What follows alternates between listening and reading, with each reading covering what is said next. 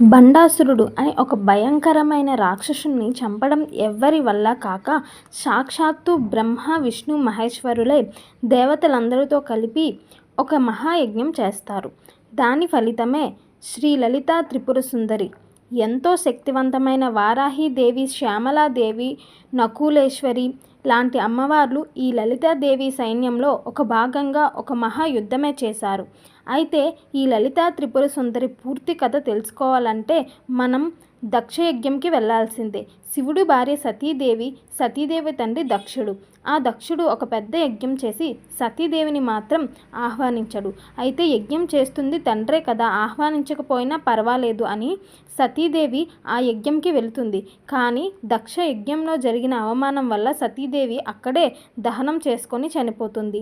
దాంతో శివుడు బాధతో తీవ్రమైన వైరాగ్యంతో అన్నింటినీ వదిలేసి ఈ బ్రహ్మాండం అంచుకి వెళ్ళిపోతుంది. అక్కడ ధ్యానంలో నిమగ్నమైపోతాడు. అలా కొన్ని వేల సంవత్సరాలు గడిచిపోతాయి. దేవతలందరూ ఎలాగైనా శివుని పాత పరిస్థితికి తీసుకురావాలని మన్మధుడిని శివుడి ధ్యానం చెడగొట్టడానికి పంపిస్తారు. అలా మన్మధుడు వేసిన బాణం తగిలి శివుని ధ్యానం మధ్యలోనే ఆగిపోతుంది. దాంతో శివుడు చాలా కోపంగా తన 3వ కంటితో మన్మధుడిని భస్మం చేసి బూడిదలాగా మార్చేస్తాడు. కొన్ని సంవత్సరాలు గడుస్తాయి. శివుని దగ్గర ఉన్న రుద్రగణాల్లో ఒకడైన చిత్రకర్ముని ఈ మన్మధుని బూడిద నుంచి ఒక బొమ్మని తయారు చేసి శివుని దగ్గరికి తీసుకొని వెళ్తాడు. ఎప్పుడైతే ఆ బొమ్మ శివునికి చేరువగా వచ్చిందో వెంటనే ఆ బొమ్మకి ప్రాణం వచ్చి ఒక భయంకరమైన రాక్షసుడిలా మారుతుంది. ఆ రాక్షసుని చూసిన బ్రహ్మ బండా బండా అని పిలుస్తాడు. ఇంకా అప్పటి నుంచి ఆ రాక్షసుడి పేరు బండాసురుడు. తన వల్లే ప్రాణం వచ్చింది కదా అని చిత్రకర్ముడు శతరుద్రియ మంత్రంను బండాసురునికి ఉపదేశిస్తాడు. దాంతో బండాసురుడు ఈ శతరుద్రియ మంత్రంలోని శివుడికి కఠోరంగా తపస్సు చేయడం మొదలు పెడతాడు. అలా బండాసురుడికి శివుడి నుంచి ఒక వరం వస్తుంది. ఎవరితో అయినా బండాసురుడు యుద్ధం చేస్తుంటే అవతల వాళ్ళ శక్తిలో సగం బండాసురుడికి వస్తుంది. ఈ వరంతో బండాసురుడు అత్యంత శక్తివంతంగా మారుతాడు. అయితే మన్మధుడి బూడిద నుండి బండాసురుడు ఒక్కడే జన్మించలేదు. విశుక్రుడు, విషంగుడు అనే మరో 2 రాక్షసులు పుడతారు. వీళ్ళిద్దరే కాకుండా 300 అక్షోహిణుల రాక్షస సైన్యం పుడుతుంది. అక్షోహిణి అంటే అప్పట్లో సైన్యాన్ని లెక్క కట్టడానికి ఉపయోగించే పదం. ఒక అక్షోహిణి అంటే 21,870 గజబలం, 65,610 అశ్వదళం, అలాగే 1,09,350 సైన్యం. అలా ఈ రాక్షసులందరూ కలిపి శూన్యక పట్టణం అనే నగరాన్ని సృష్టించుకుంటారు. ఒకసారి బండాసురుడికి ఒక తెలివైన విచిత్రమైన ఆలోచన వస్తుంది. వెంటనే విశుక్రుని విషగుణాన్ని పిలిచి అనంత చిన్నదిగా మారి విశ్వంలో ఉన్న ప్రతి ఒక్కరి శరీరంలోకి వెళ్ళి వాళ్ళ గర్భసంచులను తీసేయమని చెప్తాడు. ఇంకా అప్పటి నుంచి విశ్వంలో ఉన్న ప్రాణులందరికీ పిల్లలు పుట్టడం మానేస్తారు. అప్పటికే ఉన్న జీవులు వృద్ధులై చనిపోతూ ఉంటారు. దాంతో రాక్షసుల సంఖ్య పెరుగుతూ ఉంటుంది, మిగిలిన జీవుల సంఖ్య తగ్గుతూ ఉంటుంది. ఇదంతా గమనిస్తున్న బ్రహ్మ తన సృష్టికి ఆటంకం అవుతుంది అని వెంటనే విష్ణుమూర్తి దగ్గరికి వెళ్ళి దీనికి పరిష్కారం చెప్పమంటాడు. తన దివ్య దృష్టితో చూసిన విష్ణుమూర్తి బండాసురుడి సైన్యాన్ని చంపడం మన వల్ల కాదు, అది కేవలం ఆదిపరాశక్తి మాత్రమే చేయగలుగుతుంది. కానీ ఆదిపరాశక్తి రూపమైన సతీదేవి చనిపోవడంతో అమ్మవారు ఈ అనంతమైన విశ్వంలో కలిసిపోయి గాఢ నిద్రలో నిమగ్నమైపోతారు. మరి అలాంటప్పుడు అమ్మవారికి ఒక రూపం అంటూ లేకపోతే ఈ బండాసురుడికి సంహరించేది ఎవరు? కాబట్టి మనందరం కలిపి ఆ పరమశివుడి దగ్గరికి వెళ్ళాలి అని దేవతలందరూ కలిపి శివుడి దగ్గరికి వెళ్ళి పరిష్కారాన్ని అడుగుతారు. సమస్య తీవ్రత్వాన్ని అర్థం చేసుకున్న శివుడు వెంటనే వాయుదేవుణ్ణి పిలిచి సప్త సముద్రాల్లో ఒక దాని మీద బలంగా గాలిని వీచమంటాడు. దాంతో ఆ సముద్రంలో ఉన్న నీరంతా బయటకు వెళ్ళిపోయి ఒక పెద్ద గొయ్యలాగా మారుతుంది. ఆ గొయ్యలో శివుడు తనలో ఉన్న చిదాగ్నిని రగిలించి ఒక యజ్ఞజ్వాలని సృష్టిస్తాడు. తర్వాత దేవతలందరూ కలిపి 5 రకాల సృష్టిల్ని ఆ జ్వాలలో వేస్తారు. అవే మానస, జరాయవి, అండ, శ్వేతజ, ఉద్భిజ. వీటితో పాటే పంచమహాభూతాలను వేయమంటారు. ఈ పంచమహాభూతాలను కలిపి ఈ మహాయజ్ఞం జరిపిస్తారు. ఈ యజ్ఞం ఆఖరిలో దేవతలందరూ కలిపి ఆ యజ్ఞగుండంలోకి దూకేస్తారు. దాంతో వీళ్ళందరూ త్యాగాన్ని అర్థం చేసుకొని నిద్రిస్తున్న ఆదిపరాశక్తి ఒక్కసారిగా ఒక దివ్యమైన రూపంలో మేల్కుంటుంది. ఆ మహాయజ్ఞం నుంచి బయటకు వచ్చిన రూపమే శ్రీ లలితా త్రిపుర సుందరి. ఆ జ్వాల నుంచి ఉద్భవించి కోటి సూర్యుల ప్రకాశంతో వెలిగిపోతున్న అమ్మవారిని చూడడానికి దేవతలందరూ ఎగబడతారు. వెంటనే బ్రహ్మ విశ్వకర్ముని పిలిచి అమరావతి మించిన నగరాన్ని సృష్టించమంటాడు. దాంతో విశ్వకర్మ ఒక మహోత్తరమైన నగరాన్ని సృష్టించి చింతామణి పొదిగిన సింహాసనాన్ని ఒకటి తయారు చేస్తాడు. ఆ సింహాసనం మీద ఎవ్వరు కూర్చున్నా ముల్లోకాలని పాలించే అంత శక్తి వస్తుంది. కాకపోతే వివాహం కాని వారికి ఆ సింహాసనంలో కూర్చునే అర్హత ఉండదు.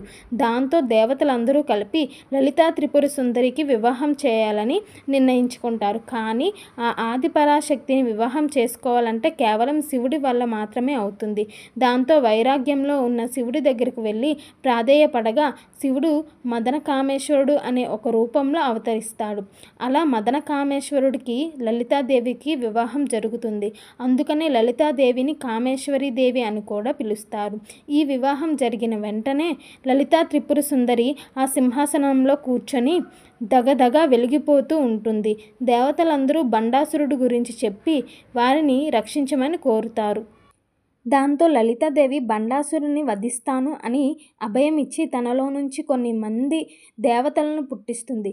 లలితాదేవి అంకుశం నుంచి సంపత్కరీ దేవి ఉద్భవిస్తుంది. పాశం నుంచి అశ్వారూఢాదేవి, హృదయం నుంచి బాలా త్రిపుర సుందరి, బుద్ధి నుంచి శ్యామలాదేవి, అలాగే ప్రజ్ఞ నుంచి వారాహీదేవి ఉద్భవిస్తుంది. దీంతో పాటు అమ్మవారు కోపంగా చేసిన హోంకారం నుంచి 6 కోట్ల యోగినీలు, మరో 6 కోట్ల భైరవీలు ఉద్భవిస్తారు. సంపత్కరీ దేవి రణకోలాహలం అనే ఒక ఏనుగును అధిరోహించి ఉంటారు. అశ్వారాదేవి అపరాజిత అనే ఒక అశ్వాన్ని అధిరోహించి ఉంటారు. అలాగే శ్యామలాదేవి గేయి చక్ర రథాన్ని అధిరోహించి ఉంటారు. వారాహీదేవి కిరిచక్ర రథాన్ని అధిరోహించి ఉంటారు. లలితాదేవికి మంత్రంగా శ్యామలాదేవి, సర్వ సైన్యాధ్యక్షురాలుగా వారాహీదేవి ఉంటారు. ఈ అనంతమైన శక్తి సేనలతో కూడి లలిత అమ్మవారు శ్రీ చక్ర రథాన్ని అధిరోహించి యుద్ధభూమికి చేరుతారు. ఇంత మహోత్తరమైన శక్తి సేనను చూసి కూడా బండాసురుడు చాలా తక్కువ అంచనా వేస్తాడు. యుద్ధం మొదలవుతుంది. మొట్టమొదటిగా ధర్మార్థుడు అనే రాక్షసుడు పిలిచి బండాసురుడు అతనికి 10 అక్షోహిణుల సైన్యాన్ని ఇచ్చి యుద్ధానికి పంపిస్తాడు. మొదటి రోజు యుద్ధంలో రాక్షసులు ఒంటెల మీద, కుక్కల మీద, గాడిదల మీద, ప్రేతాల మీద ఎక్కి వస్తారు. అలా శక్తిసేనకు రాక్షస సైన్యాన్ని యుద్ధం మొదలవుతుంది. ధర్మార్థుడు లలిత అమ్మవారి మీదకి యుద్ధానికి వచ్చేసరికి సంపత్కరీ దేవి తన గజబలంతో వాడిని ఎదిరించి యుద్ధం చేసి సంహరిస్తారు. దాంతో బండాసురుడు కుంకరుడు అనే రాక్షసుని పిలిచి వాడికి 20 అక్షోహిణుల సైన్యాన్ని ఇచ్చి పంపిస్తాడు. అప్పుడు అశ్వారుదేవి తన అశ్వదళంతో వచ్చి 20 అక్షోహిణుల సైన్యాన్ని మట్టు పెట్టి కుంకరుణ్ణి అక్కడే సంహరిస్తుంది. తర్వాత బండాసురుడు తన 5 సైన్యాధిపతులను పిలిచి మాయాశక్తిని ఉపయోగించి కేవలమని పంపిస్తాడు. వీళ్ళందరూ యుద్ధ రంగంలో ప్రవేశించి స్పరిణి అనే ఒక మాయాశక్తిని సృష్టిస్తారు. దాంతో లక్షలాది సర్పాలు పుట్టి ఈ శక్తిని సేన మీద దాడి చేయడం మొదలు పెడతాయి. అప్పుడు లలితాదేవి దవడల నుంచి పుట్టిన నకులేశ్వరి దేవి ఆ సర్పిని మాయని ఎదుర్కొని లక్షలాది ముంగిసలను సృష్టిస్తుంది. ఈ ముంగిసలన్నీ కూడా వెళ్ళి ఆ పాముల్ని చంపేస్తాయి. వెంటనే నకులేశ్వరి దేవి గరుడాన్ని ప్రయోగించి ఆ మాయాశక్తిని నాశనం చేస్తుంది. అలాగే అమ్మవారు పట్టిసం అనే ఆయుధంతో ఆ సైన్యాధిపతులందరినీ చంపేస్తారు. అప్పుడు బండాసురుడు వరాహకుడు అనే ఒక పెద్ద రాక్షసుని, అలాగే తన దగ్గర ఉన్న 7 సైన్యాధిపతులను పంపిస్తాడు. ఈ 7 సైన్యాధిపతులకి సూర్యుడి దగ్గర నుంచి ఒక వరం ఉంటుంది. వీళ్ళు ఎవరి వైపు చూస్తే వాళ్ళు ఇక కదలలేక అలాగే ఉండిపోతారు.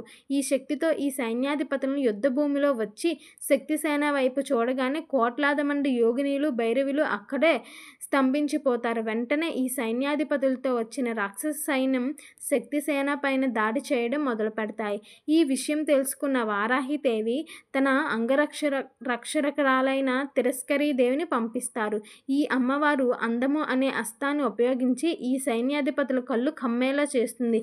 వెంటనే తేరుకున్న శక్తిసేన ఈ రాక్షసుల మీద విజృంభించి అందరినీ చంపేయడం మొదలు పెడతారు. అందులైపోయిన 7 సైన్యాధిపతులు తిరస్కరించి దేవి సంహరిస్తుంది. అప్పటికే సూర్యుడు అస్తమించడంతో మొదటి రోజు యుద్ధం ముగుస్తుంది. శక్తిసేన మొత్తం విశ్రాంతి తీసుకోవడం బయలుదేరుతారు. కానీ బండాసురుడు మనసులో వేరే ఆలోచనలు ఉన్నాయి. బండాసురుడు విశంగుడిని పిలిచి, రాత్రి అయితే రాక్షసులకు శక్తి పెరుగుతుంది కాబట్టి ఇది అదునుగా చేసుకొని అందరూ నల్ల వస్త్రాలు ధరించి ఈ చీకటిలోనే శక్తిసేనను పెట్టండి అని చెప్పి పంపిస్తాడు. అలానే శక్తిసేన మీద వెనక నుంచి దాడి చేస్తుండగా విశంగుడు వదిలిన బాణం తగిలి లలితాదేవి చేతిలో వింజామరి విరిగి కింద పడిపోతుంది. దాంతో రాక్షసుల కుట్రను అర్థం చేసుకొని లలితాదేవి జ్వాలామాలికను వహీసిని వాణి అనే 2 అమ్మవారులను పిలిచి వెలుగులు సృష్టించి చెప్తుంది. దాంతో వాళ్ళిద్దరూ యుద్ధభూమిలో 100 యోజనాల వెడల్పు ఉన్న ఒక అగ్ని ప్రాకారాన్ని నిర్మిస్తారు. ఒక్కసారిగా యుద్ధభూమి మొత్తం మధ్యాహ్నం అంతా వెలుగు వస్తుంది. శక్తిసేన వచ్చిన రాక్షసుల మీద పడి అందరినీ అంతం చేయడం మొదలు పెడతారు. అక్కడి నుంచి తప్పించుకొని విశంగుడు మాత్రం బయటపడతాడు. ఇలా మొదటి రోజు యుద్ధం ముగుస్తుంది. వాటమిని జీర్ణించుకోలేని బండాసురుడు రెండవ రోజు తన 30 మంది కుమారులను పిలిచి ఎలాగైనా సరే లలితాదేవిని ఓడించమని చెప్పి పంపిస్తాడు. అప్పుడు ఈ 30 మంది ఎదుర్కోవడానికి బాల త్రిపుర సుందరి బయలుదేరుతుంది. కానీ లలితాదేవి బాల త్రిపుర సుందరిని యుద్ధంలోకి పంపించడం అంగీకరించదు. బాల త్రిపుర సుందరి పట్టుబట్టడంతో విజయోస్తు అని ఆశీర్వదిస్తుంది. యుద్ధానికి పంపిస్తుంది. యుద్ధ భూమిలో రాగానే బాల త్రిపుర సుందరి నారాయణి అనే అస్త్రాన్ని ఉపయోగించి బండాసురుని యొక్క 200 అక్షౌహిణుల సైన్యాన్ని చంపేస్తుంది. ఆ తర్వాత 30 అస్త్రాలు వేసి 30 మంది బండాసురుల పుత్రుల్ని చంపేస్తుంది. ఒకవైపు బాల త్రిపుర సుందరి శౌర్యాన్ని చూసి లలితాదేవి ఆనందిస్తూ అండగా తన 30 మంది పుత్రులను పోగొట్టి బండాసురుని బాధపడుతూ ఏడుస్తుంటాడు. కొడుకులను పోగొట్టుకున్న పగ తీర్చుకోవాలి అని బండాసురుడు విశుక్రుడిని పిలిచి తాంత్రిక శక్తిని ఉపయోగించమంటాడు. విశుక్రుడు కొన్ని తాంత్రిక పూజలు నిర్వహించి శిలాపీఠం అనే ఒక యంత్రాన్ని తయారు చేసి దాంట్లో తాంత్రిక శక్తిని మొత్తాన్ని నింపి ఆ 100 యోజనాల శక్తి ప్రకారం ఒక దగ్గరికి విసిరేస్తాడు. దాంతో ఒక్కసారిగా శక్తిసేన మొత్తం తాంత్రిక శక్తి విస్తరిస్తుంది. యోగినులు, భైరవులు వాళ్ళే వాదించుకోవడం మొదలు పెడతారు. అప్పుడు లలితా పరమేశ్వరి మదన కామేశ్వరుని వైపు చూసి ఒక చిరునవ్వు నవ్వుతోంది. దాంతో లలితాదేవి నుంచి విఘ్నేశ్వరుడు బయటకు వస్తాడు. విఘ్నేశ్వరుడు ఆ అగ్ని ప్రకారం మొత్తాన్ని వెతికి ఆ శిలాపీఠాన్ని తన దంతాలతో కొరికి ముక్కలు చేస్తాడు. దాంతో అమ్మవార్లందరూ కలిపి రాక్షస సైన్యాన్ని అంతం చేయడం మొదలు పెడతారు. అలా రెండవ రోజు యుద్ధం ముగుస్తుంది. మూడవ రోజు యుద్ధానికి విశుక్రుడు, విశంగుడు ఇద్దరినీ కలిపి పంపిస్తాడు. బండాసురుడు వీళ్ళిద్దరూ 400 అక్షౌహిణుల సైన్యంతో అమ్మవారి మీదకి వస్తారు. కానీ అమ్మవారి దగ్గర 100 అక్షౌహిణుల సైన్యం మాత్రమే ఉంటుంది. యుద్ధ భూమిలోకి రాగానే రాక్షస సైన్యం కృష్ణాస్త్రాన్ని ఉపయోగిస్తుంది. దాంతో అమ్మవార్లందరికీ దాహం వేయడం మొదలు పెడుతుంది. తమ సైన్యం మొత్తం నీరసంతో పడిపోవడం చూసి సైన్యాధిపతి అయిన వారాహిదేవి సురసముద్రాన్ని పిలుస్తుంది. వెంటనే సురసముద్రుడు ఆకాశం నుంచి సురవర్షాన్ని సృష్టిస్తాడు. ఆ సురావర్షంతో దాహం తీర్చుకున్న అమ్మవార్లందరికీ రెట్టింపు శక్తి వస్తుంది. ఇలా రెట్టింపు ఉత్సాహంతో శక్తిసేన రాక్షసుల్ని నాశనం చేయడం మొదలు పెడుతుంది. అప్పుడు శ్యామలాదేవి విశుక్రుడితో యుద్ధం చేసి బ్రహ్మ శిరోనామక అస్త్రం ఉపయోగించి విశుక్రుడిని సంహరిస్తుంది. తద్వారా వారాహిదేవికి విశంగుడికి ప్రచండమైన యుద్ధం జరుగుతుంది. విశంగుడు గదతో అమ్మవారి మీదకి వచ్చేసరికి అమ్మవారు ముసలంతో యుద్ధం చేస్తారు. ఈ యుద్ధం అర్ధరాత్రి వరకు కొనసాగుతుంది. అయితే వారాహిదేవికి అర్ధరాత్రి అయ్యేసరికి శక్తి పూర్తిగా ఉచ్చస్థాయికి పెరుగుతుంది కదా. దాంతో అర్ధరాత్రి అవ్వగానే విశంగుడు వారాహి అమ్మవారు ఒక్కసారిగా చంపేస్తారు. ఇలా విశంగుడు చనిపోవడంతో మూడవ రోజు యుద్ధం అనేది ముగుస్తుంది. నాలుగవ రోజు యుద్ధం ప్రారంభమవుతుంది. ఇదే ఆఖరి రోజు. బండాసురుడి సైన్యాధిపతులు, సోదరులు, కొడుకులు అందరూ చనిపోవడంతో కోపంతో ఊగిపోయి తన దగ్గర ఉన్న 2185 అక్షౌహిణుల సైన్యంతో అభిలము అనే రథాన్ని అధిరోహించి ఘాతకం అనే కత్తి చేత పట్టుకొని రణరంగంలోకి ప్రవేశిస్తాడు. తన రథాన్ని 1000 సింహాలు లాగుతూ ఉంటాయి. యుద్ధభూమిలో అడుగుపెట్టిన బండాసురుడు ఒక్కసారిగా గట్టిగా అరుస్తాడు. పిడుగులాంటి ఆ శబ్దం విన్న లలితా పరమేశ్వరి స్వయంగా శ్రీచక్ర రథంతో యుద్ధరంగంలోకి బయలుదేరుతుంది. లలితాదేవి వెనకాతలనే గేయ చక్ర రథంలో మంత్రిని శ్యామలాదేవి, కిరిచక్ర రథంలో దండనాయకి వారాహిదేవి అనుసరిస్తూ ఉంటారు. వీళ్ళ వెనక కోట్లాది శక్తి దేవతలు అనుసరిస్తూ ఉంటారు. ఈ రాక్షస సైన్యాన్ని, శక్తి సైన్యాన్ని మధ్య బీభత్స బీభత్సమైన యుద్ధం జరుగుతుంది. వెంటనే బండాసురుడు లలితాదేవి ఎదురుగా వచ్చి పాషాండాస్త్రాన్ని ఉపయోగిస్తారు. దానికి బదులుగా లలితాదేవి గాయత్రి అస్త్రం ఉపయోగిస్తుంది. తద్వారా బండాసురుడు సర్వాస్త్రం స్మృతి నాశనాన్ని ప్రయోగిస్తాడు. ఈ అస్త్రం వల్ల శక్తి సైన్యం దేవతలు తమ అస్త్రాలు ఎలా ప్రయోగించాలో మర్చిపోతారు. వెంటనే అమ్మవారు ప్రయోగిస్తుంది. దాంతో శక్తిసేనకు మళ్ళీ అన్నీ గుర్తుకు వస్తాయి. బండాసురుడు మహారోగ భయంకర అస్త్రాన్ని ఉపయోగిస్తాడు. దానికి అమ్మవారు నామాస్త్రాన్ని ఉపయోగిస్తారు. ఇంకా ఉపేక్షించలేక లలితాదేవి పాశుపాస్త్రాన్ని ప్రయోగించి రాక్షస సైన్యాన్ని మొత్తాన్ని ఒకేసారి నాశనం చేస్తుంది. వెంటనే నారాయణాస్త్రాన్ని ప్రయోగించి సైన్యం నాయకులందరినీ చంపేస్తుంది. ఇంకా కేవలం బండాసురుడు మాత్రమే మిగిలి ఉంటాడు. అప్పుడు లలితాదేవి మహాకామేశ్వర అస్త్రాన్ని ఉపయోగించి బండాసురుని కూడా చంపేస్తుంది. ఇలా 4 రోజుల పాటు ఒక మహాసంగ్రామం జరిగి ఆఖరిగా లలితాదేవి కేతనాన్ని ఎగరేస్తుంది.